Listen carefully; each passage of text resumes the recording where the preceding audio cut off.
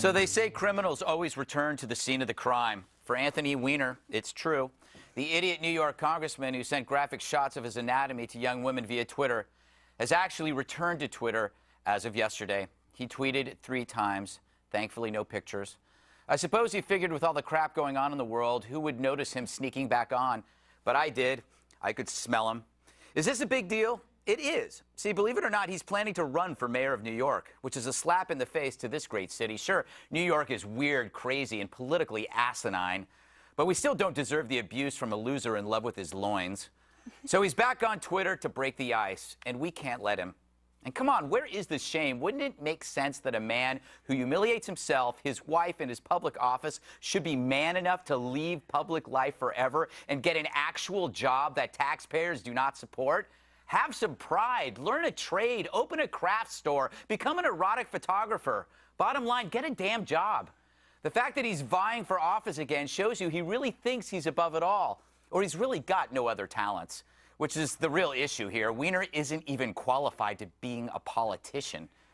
And this is New York City. We are under a constant threat of terrorists with an emboldened interest in soft targets. In this new era of suspicious packages, we don't ever need to see his again.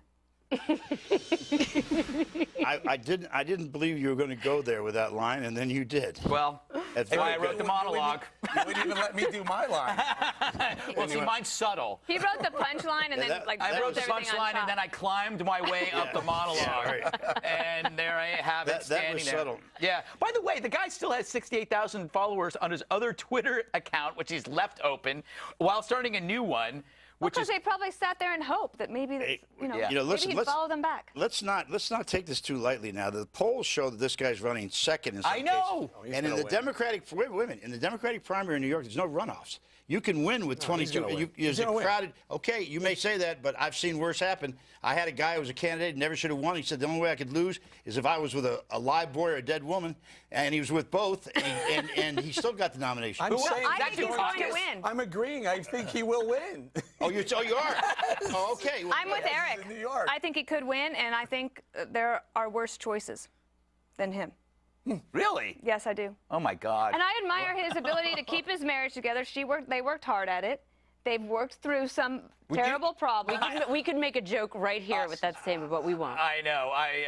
You really do believe in standing by your man, even though your man is exposing himself to women. Look, I think that if there is a marriage and there's a problem and they work through it to resolve it and they can stay together, yeah, I'm for that.